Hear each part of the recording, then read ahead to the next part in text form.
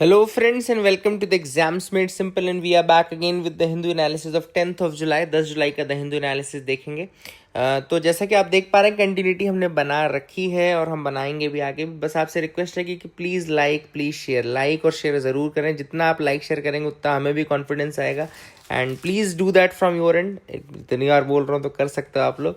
Start करते हैं आज के एनालिसिस को। पूरी नोट्स मैंने बना रखी है। टेलीग्राम चैनल आप 10 साइज ज्वाइन कर लें। साथ ही वेबसाइट में भी अपलोड करना हम आज से शुरू कर देंगे, तो आप वहाँ पे हमको फॉलो कर सकते हैं। Let's start with today's analysis. Notes मैंने आपको दिखा देता हूँ। एनालिसिस स्टार्ट करते हैं। पहले इंडेक्स भी दिखाऊंगा, सारी चीज़ें मैं बनाता हूँ प्रॉपर। तो आज के इंडेक्स में मैं आपको बता दूँ क्या क्या मेन न्यूज़ आर्टिकल्स हम देखेंगे। इसके अलावा भी हम देखेंगे, लेकिन फर्स्ट है सबसे important Chandipura virus. Chandipura virus के बारे में हम जानेंगे। इसके अलावा हम जानेंगे इंडिया ऑस्ट्रेलिया में जो प्राइम मिनिस्टर गए हैं हमारे, तो वहाँ पे बहुत सारी चीज़ें, बहुत सारे नए डेवलपमेंट है। तो इंडिया ऑस्ट्रेलिया रिलेशंस के बारे में जानेंगे। देन मिशन दृष्टि और गैलेक्स आई के बारे में जानेंगे, कैसे क्या हुआ, क्या फेल हुआ, क्या नहीं। देन तिरुवालन चूजी स्टोन विंडो चोला आर्किटेक्चर का बहुत इंपॉर्टेंट एग्जाम्पल है, जो कि ये न्यूज़ में था, ये आप देख सकते हैं। इसको हम बोलते हैं तिरुवालन चूजी विंडो। तो इसके बारे में देखेंगे। देन गुजरात का डेटा सेंटर पॉलिसी 2026 से 29 के बीच के जो आई है उसके बारे में जानेंगे। एंड सेकेंडरी इनफर्टिलिटी क्या है, इसके कारण क्या है। All these are very important topics for UPSC. हम सब के बारे में करके जानेंगे। स्टार्ट करते हैं पहले प्रीलिम्स के प्रैक्टिस क्वेश्चन, जिनके आंसर्स आपको भी देने हैं और मैं भी आपको कुछ दूंगा। तो एक दो आंसर मैं दे दूंगा, एक क्वेश्चन आपके लिए छोड़ूंगा, तो आंसर जरूर करिएगा कमेंट सेक्शन में। पहला सवाल है with reference to inflation in India. Inflation के रिगार्डिंग है 3 स्टेटमेंट्स। पहला, headline inflation includes the price of food and fuel. दूसरा कह रहा है core inflation excludes the food and fuel. And reserve bank of India targets headline consumer price index inflation. तो आपको बताना है कि इनमें से कौन कौन से स्टेटमेंट सही हैं। 1 2 2 3 1 3 या 1 2 3। The correct answer is 1 2 and 3। तीनों ही स्टेटमेंट सही हैं, दोबारा आप पढ़ के देख लीजिएगा। दूसरा सवाल है with reference to the Indo Gangetic plain. अब एक ज्योग्राफी से भी क्वेश्चन लेना था ना, तो इंडो गैंगेटिक प्लेन के बारे में सवाल है। पहला स्टेटमेंट कह रहा है कि भावर is a narrow belt of coarse sediment lying immediately south of the Shivalik hills. तो भावर कह रहे हैं नैरो बेल्ट है कोर्स सेडिमेंट की, जो कि immediately south of Shivalik hills lie करती है। दूसरा स्टेटमेंट कह रहा है Terai is characterized by marshy water locked condition. And तीसरा स्टेटमेंट कह रहा है Khadar consist of older alluvial deposit and Bhangar consist of newer alluvium. ठीक है, तो आपको बताना है कौन कौन से स्टेटमेंट्स करेक्ट हैं। Options are 1 2 2 3 1 3 1 2 3। The correct answer for this, ये भी अच्छा सवाल है, आप लोग आई होप अटेम्प्ट करिएगा। करेक्ट आंसर इसका 1 एंड 2। तीसरा स्टेटमेंट गलत है। क्यों? क्योंकि इसमें लिखा है कि भावर is newer alluvium and khadar is older, but उल्टा होता है कि भांगर जो होता है वो ओल्डर होता है and khadar is the newer alluvial, है ना। तो ये इंपॉर्टेंट है। तीसरा सवाल मैं आपके लिए छोड़ता हूँ, बहुत ही अच्छा सवाल है। अगर आपसे नहीं बना तो ठीक है, लास्ट में मैं आपको आंसर दे दूंगा, लेकिन अटेम्प्ट करना कमेंट सेक्शन में। ठीक है, विजयनगर एम्पायर के रिगार्डिंग है, स्टेटमेंट्स दिए हैं। पहला स्टेटमेंट कह रहा है the empire was founded by Harihara and Bukka. दूसरा स्टेटमेंट कह रहा है Krishnadeva Raya belong to Sangama dynasty. आप सबको पता होगा कि विजयनगर में अलग अलग डायनेस्टीज थी, तो आपको बताना है कि कृष्णदेव राय किसके थे। संगमा का मैंने लिखा है। थर्ड लिखा है the battle of Talikota 1565 led to the decline of Vijayanagara empire. तो आपको बताना है कि कौन कौन से स्टेटमेंट सही है। 1 2 1 3 2 3 या 1 2 3। तो ये सवाल आपको अटेम्प्ट करना है, तो please do attempt this question in the comment section below. और कौन सा गलत स्टेटमेंट है या सही स्टेटमेंट, तीनों है, ये आपको बताना है। अब आते हैं आज के करंट अफेयर्स में। चांदीपुरा वायरस के बारे में जानते हैं। क्या है चांदीपुरा वायरस? ये आपको न्यूज़ दिख रहा होगा, child with Chandipura virus infection dies in Gujarat. ये द हिंदू का ही एनालिसिस है, उसी की न्यूज़ है। तो 6 ईयर ओल्ड बॉय था राजस्थान में, इसकी डेथ हुई चांदीपुरा वायरस के कारण। तो ये क्या है Chandipura virus, what is this, let's see. Chandipura virus जो होता है एक जूनोटिक आर्बो वायरस होता है। It's a zoonotic arbovirus and family है इसकी रैप्डोविरिडे नाम की फैमिली है इस वायरस की। जीनस है इसका वेसिक्यूलो वायरस। तो vesiculovirus is the genus, Rhabdoviridae is the family, zoonotic arbovirus. And it was first identified in 1965 in Chandipura village, Maharashtra. इसका नाम चांदीपुरा क्यों पड़ा? क्योंकि फर्स्ट ये आइडेंटिफाई हुआ था 1965 में और कहाँ पे हुआ था, ये चांदीपुरा महाराष्ट्र में हुआ था। It primarily affects children below the age of 15 years, specially those aged in the 2 to 9 age group, है ना। तो लगभग 15 साल से कम के बच्चों को ज़्यादा इम्पैक्ट करता है, 2 से 9 साल बहुत ज़्यादा इफेक्टिव एज है इसकी। इसके अलावा इस चांदीपुरा वायरस के कारण एक और बीमारी होती है जिसको हम एक्यूट इंसेफेलाइटिस सिंड्रोम बोलते हैं, AES, which is severe inflammation of the brain की एक सीरियस इन्फ्लेमेशन कंडीशन है, एक्यूट इंसेफेलाइटिस सिंड्रोम। वो इंपॉर्टेंट याद रखना है आपको, ठीक है ना। तो ये जो ऊपर मैंने बताया वो नीचे लिखा भी हुआ है कि रैप्डो वायरस फैमिली से बिलोंग करता है, एक्यूट इंसेफेलाइटिस सिंड्रोम कॉज करता है। इसके अलावा ये लाइन याद रखना, it is transmitted by sand flies, mosquitoes and ticks. इसके जो वेक्टर्स हैं कौन कौन से हैं, तो sand flies, mosquitoes and ticks, ये आप ज़रूर याद रखिएगा। एंड ये काफ़ी इंपॉर्टेंट है। There is no specific treatment और वैक्सीन अवेलेबल, तो कोई स्पेसिफिक ट्रीटमेंट भी नहीं है एंड कोई स्पेसिफिक वैक्सीन भी नहीं है। तो ये भी लाइंस याद रखिएगा जो मैंने आपको बताया। ट्रांसमिशन जैसे होता है सैंड फ्लाइज के कारण होता है, बता दिया। मेन वेक्टर इसका फ्लेबोटोमस सैंड फ्लाई मेन यही होता है, लेकिन इसके अलावा ऊपर हमने एक और चीज़ पढ़ी कि sand flies, mosquitoes and ticks, इनके कारण भी ये हो सकता है, बट प्रिंसिपल वेक्टर इसकी सैंड फ्लाइज है, ठीक है ना। I hope you got clarity. Early symptom में हाई फीवर, हेडेक होता है, वोमिटिंग होती है, अल्टर्ड कॉन्शियसनेस होता है, और सीरियस हो जाए तो convulsion, encephalitis, coma, death within 24 to 48 hours, तो डेथ भी कॉज कर सकता है। I hope you got clarity. No specific antiviral treatment is available, no vaccine, ये सारी चीज़ें हैं, यही इसको डेंजरस बनाती हैं।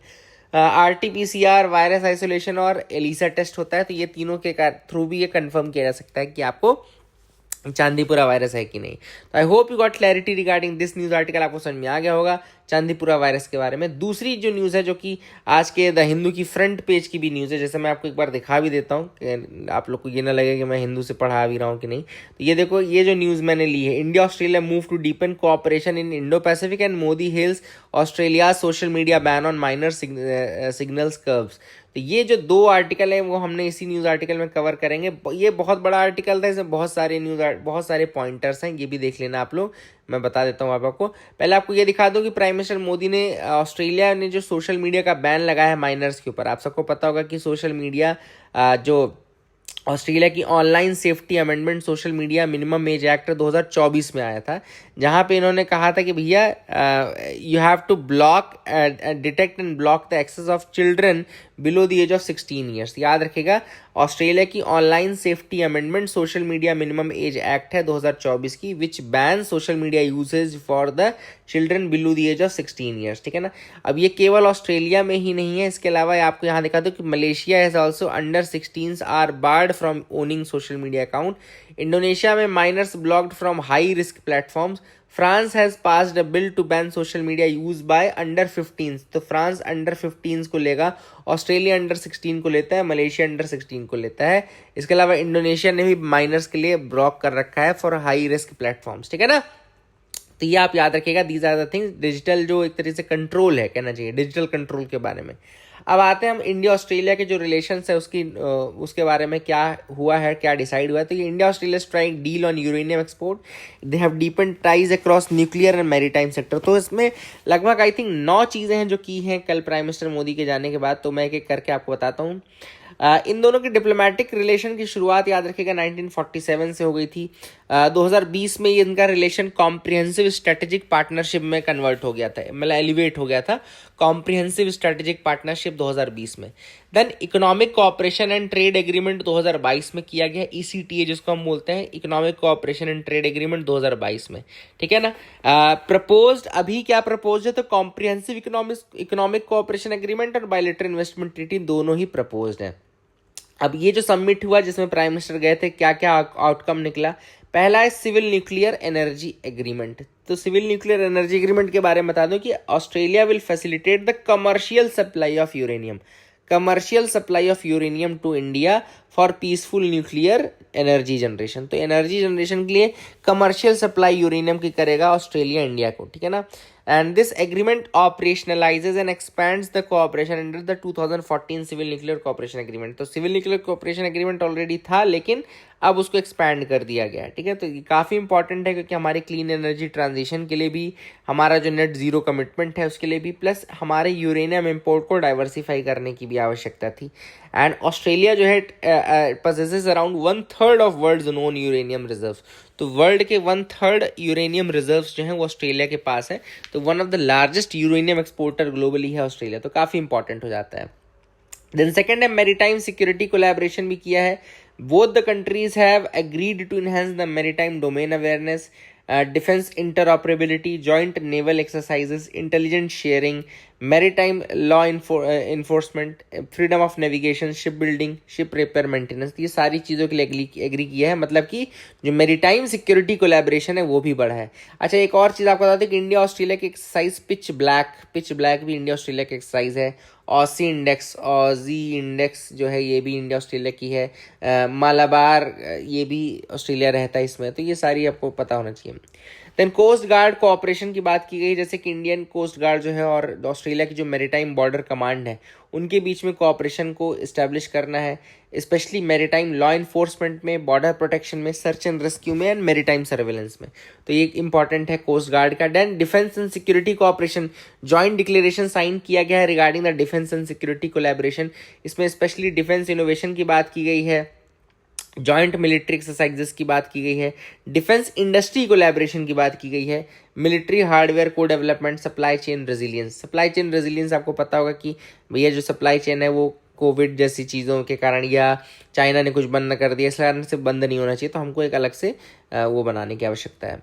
डिफेंस इनोवेशन कॉरिडोर की बात की, जिसमें उन्होंने कहा कि हम अपने डिफेंस स्टार्टअप्स को, इंडस्ट्रीज को, इनोवेशन इकोसिस्टम दोनों कंट्रीज का जो उनको जोड़ेंगे, कनेक्ट करेंगे।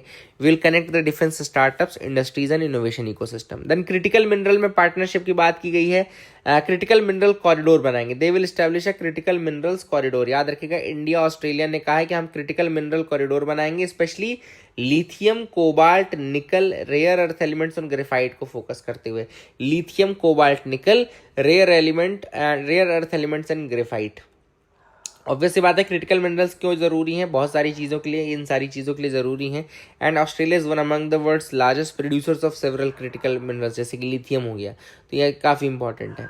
Cyber critical technologies and supply chain, तो इंडिया ऑस्ट्रेलिया ने यह भी कहा कि we will partnership on cyber critical technologies and supply chain. तो सप्लाई चेन रेजिलियंस तो मैंने बता दिया था। साइबर और क्रिटिकल टेक्नोलॉजीज, साइबर और क्रिटिकल टेक्नोलॉजीज में AI आ गया, quantum technology, cyber security, semiconductor supply chains, digital infrastructure, ये सारी चीज़ें आ गई। देन एनर्जी सिक्योरिटी फ्रेमवर्क के लिए भी दोनों कंट्री ने कहा है कि हम कोल, LNG, diesel, liquid fuel, natural fuels के रिगार्डिंग कोलैबोरेट करेंगे। ट्रेड इन्वेस्टमेंट ऑब्वियस सी बात है रहेगा, जिसमें कॉम्प्रिहेंसिव इकोनॉमिक कोऑपरेशन एग्रीमेंट की बात की गई है। कॉम्प्रिहेंसिव इकोनॉमिक कोऑपरेशन एग्रीमेंट जो कि good service investment, digital trade, इन सबको कवर करेगा। एंड एक बायलैटरल इन्वेस्टमेंट ट्रीटी को भी फाइनलाइज किया जाएगा। Then Indo Pacific collaboration cooperation की बात की गई कि भाई फ्री इंडो पैसिफिक हो, अनक्लॉज बेस्ड हो, फ्रीडम ऑफ नेविगेशन रहे, पीसफुल डिस्प्यूट रेजोल्यूशन रहे, एंड लास्ट है काउंटर टेररिज्म। तो I hope you got clarity regarding all these things, समझ में आ गया होगा आपको।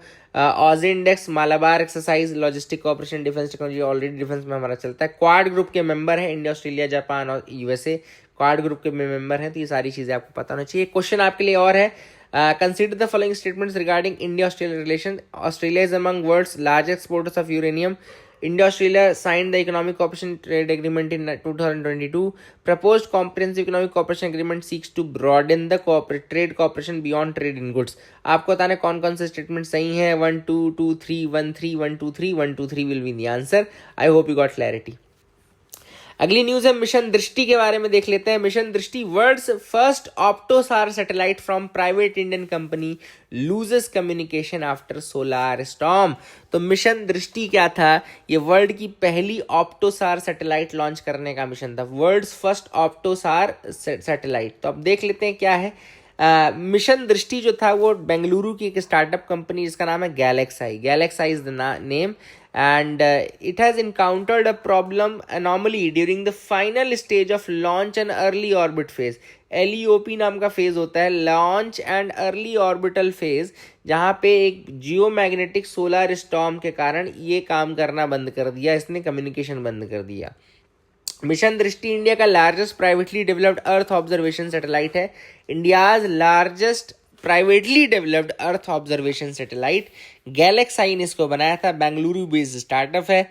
लॉन्च इसका 3 मई 2026 को हुआ था। स्पेस एक्स के फैल्कन 9 के थ्रू ये गया था from the Vandenberg space base force California. तो Vandenberg space force base California में है, वहां से ये निकला था। वर्ल्ड का फर्स्ट ऑप्टोसार सैटेलाइट है।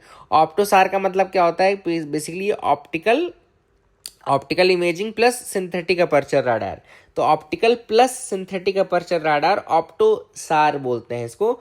तो ऑप्टोसार टेक्नोलॉजी में दो चीज़ें, एक हो गया ऑप्टिकल इमेजिंग जो मैंने आपको बता दिया कि कैप्चर करता है images using visible and near infrared light, produces high resolution natural colour images. Limitation इसकी है कि can not image through cloud smoke और एट नाइट। तो ऑप्टिकल इमेजिंग में दिक्कत क्या होती है कि they can not image through cloud smoke और at night, but they will capture images using visible and near infrared light, produces high resolution natural color images। ठीक है। then second है synthetic aperture radar, optosar। Synthetic aperture radar जो होता है, they use the microwave radar signals instead of sunlight. ये sunlight का use नहीं करते synthetic aperture radar, they use microwave radar signals and they can capture images day and night through cloud, through rain and haze. तो optosar technology इसीलिए important है। ठीक है ना। I hope you got clarity. Mission Drishti का main aim था earth observation for agriculture monitoring, disaster management, flood and cyclone assessment, broader surveillance, digital intelligence, maritime domain awareness, infrastructure monitoring, urban planning, forestry and environment monitoring.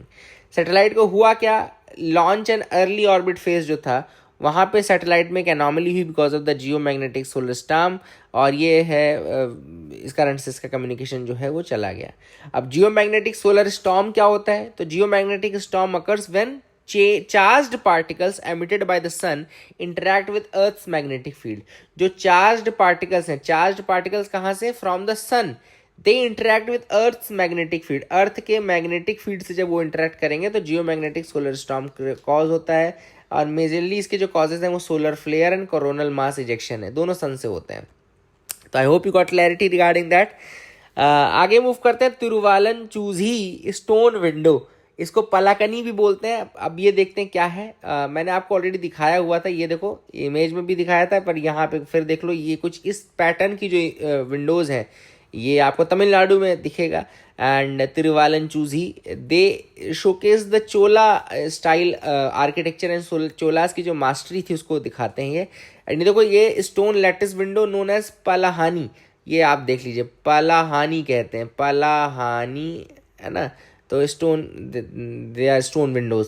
तो पलाहानी पलाकानी जो है basically they are stone windows at the Narui Pillayar shrine inside the सदाई मुदली नाथर temple. तो सदाई मुदली नाथर temple है तिरुवालन choosy which is Thanjavur Tamil Nadu में।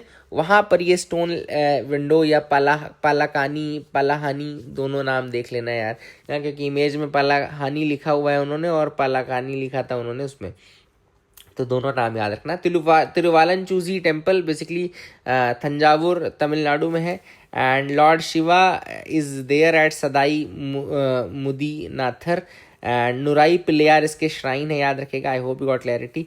पीरियड है प्रिडोमिनेटली लेटर चोला पीरियड जो 10th 11th सेंचुरी का है उस समय का। And temple is renowned for its exquisite stone cravings. जो ये स्टोन क्रेविंग्स हैं, स्टोन आर्किटेक्चर है। ये पलाकानी या स्टोन विंडो क्या होता है? Basically beautifully carved stone lattice window, जाली होती जो लैटिस विंडो है ना, जाली है ना, विच इज लोकेटेड देयर। ये इसके लिए फेमस है। ये सदर्न इंडिया के आर्किटेक्चर को भी दिखाता है और स्पेशली जो चोलाज हैं, लेटर चोलाज हैं, उनके वर्क को भी दिखाता है।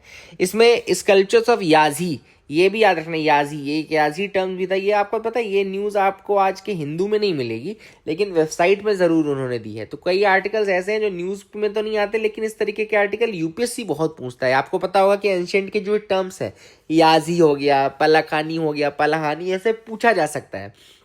ठीक है ना। तो ये याजी क्या होता है ये भी मैं आपको बता देता हूँ। Yali is a mythical creature commonly depicted in Dravidian temple architecture. तो मिथिकल क्रिएचर है which is depicted in the Dravidian temple architecture.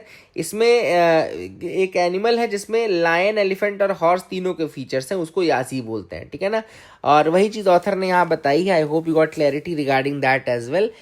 So that is the thing. बहुत ज़्यादा डिटेल में भी नहीं बताऊंगा, पर याजी पलकानी दो चीज़ें आपको जो बताई वो आप याद रखना। टाइम पीरियड मैंने बताया कि 9 to 13 सेंचुरी एडी के आसपास का है, काफ़ी इंपॉर्टेंट है and important not just for history but UPSC as well. अगला है Gujarat launches data centre policy, target 6 lakh crore investment and 7.5 gigawatt capacity. As it is आपको इसको याद रख लेना है। क्यों याद रखना है मैं आपको रीज़न बताता हूँ। रीज़न है ये लाइन आपको देखना है कि Gujarat is the first state to bring this policy. Gujarat पहला स्टेट है जो इस तरह की डेटा सेंटर पॉलिसी लेकर के आया है। और स्पेशली जो इस्टेब्लिश्ड जो अभी तक के डेटा सेंटर्स के स्टेट्स हैं, जैसे तेलंगाना हो गया, महाराष्ट्र हो गया, तमिलनाडु हो गया, तो उससे compete करने के लिए गुजरात ने पॉलिसी लाई है। Telangana, Maharashtra, Tamil Nadu established data centre के हब्स हैं, बट वहाँ पे भी ये पॉलिसी नहीं है। अब ये first ever data centre policy है, 2026 से 2029 के लिए लेकर के आए हैं। 2026 से 2029 के लिए डेटा सेंटर पॉलिसी, इसमें टारगेट करेंगे 6 लाख करोड़ का investment plus 7.5 gigawatt data centre capacity बनानी है इनको, ठीक है ना। I hope you got clarity. इसको हम बोलते हैं, इतने हाई स्केल को बोलते हैं hyper scale data centre. Hyper scale data centre मतलब कि बहुत हाई स्केल में कंप्यूटिंग टेक्नोलॉजीज को हैंडल करने के लिए बनाएगा। तो हाइपर स्केल डेटा सेंटर बनाएंगे उसको, ठीक है ना। डेटा सेंटर मतलब वही डेटा माइनिंग, डेटा का अलग अलग तरीके से यूज़, बिग डेटा, ये सारी चीज़ें उसी में होंगी। प्लस क्या क्या सुविधाएं प्रोवाइड करेंगे, तो इसमें capital subsidy, interest subsidy, power tariff support, reimbursement, exemptions from stamp duty, desalination plant, क्योंकि इस सेक्टर में डेटा सेंटर्स में वाटर रिक्वायरमेंट बहुत ज़्यादा होता है, तो ऐसे में डीसैलिनेशन प्लांट भी प्रोवाइड किया जाएगा ऐसी इस पॉलिसी के अंतर्गत। तो I hope you got clarity, आपको समझ में आ गया होगा क्या है ये data centre policy and all. Last topic जो आज हमको पढ़ना है वो है सेकेंडरी इनफर्टिलिटी। सेकेंडरी इनफर्टिलिटी क्या होता है? It is the inability to become pregnant or carry a pregnancy to term after previously having had one or more successful pregnancies without fertility treatment. जब आप एक प्रेगनेंसी तो बिना प्रेगनेंसी ट्रीटमेंट के आप कर सको, एक प्रेगनेंसी कैरी कर लो बिना फर्टिलिटी ट्रीटमेंट के, लेकिन नेक्स्ट जो सब्सिक्वेंट प्रेगनेंसी है वो आप नहीं कैरी कर पाओ for a number of reason, उसको हम बोलते हैं सेकेंडरी फर्टिलिटी। तो एक कपल में बेसिकली सेकेंडरी इनफर्टिलिटी तब मानी जाती है when they have been trying to conceive for 12 months without success. अगर वो 12 महीने से ट्राई कर रहे हैं कंसीव करने के लिए, है ना। If a woman is under the age of 35, woman को 35 के कम होना चाहिए, and they should be trying to conceive for 12 months without success, and if women is over 35 years of age then 6 month से अगर वो ट्राई कर रहे हैं, तो दोनों कैटेगरी आपको याद रखना है। तो ऐसे केस में माना जाता है कि आप सेकेंडरी इनफर्टिलिटी है आपको, ठीक है। वुमेन में क्या कॉजेज हो सकते हैं कि age related decline, egg quality, जो एग क्वालिटी है वुमेन एग की वो डिक्लाइन हो जाए, ओव्यूलेशन में डिसऑर्डर जिसको पीसीओएस और पीसीओडी बोलते हैं, ठीक है ना। देन एंडोमेट्रियोसिस, यूट्रीन प्रॉब्लम्स हो गई, या हार्मोनल डिसऑर्डर हो गया, थायराइड वायराइड, ये सब चीज़ें। मेन में क्या होता है? रिड्यूस्ड स्पर्म काउंट या मोटिलिटी जिसको हम बोलते हैं, मोटिलिटी, तो this is the reduced sperm count. Then hormonal disorder, इसमें भी lifestyle factors, smoking, excessive alcohol, change in the sperm quality with age, ये सारे रीजंस होते हैं। Then weight changes, stress, chronic illness, ये भी रीजंस होते हैं। तो I hope you got clarity what is secondary infertility. जो क्वेश्चन मैंने आपसे पूछा उसके आंसर आप दीजिएगा। आई होप आपको आज का एनालिसिस अच्छा लगा होगा। अगर अच्छा लगा तो कमेंट में कुछ भी अच्छा कुछ लिख के छोड़िए, है ना। That is it, thank you and have a nice day friends.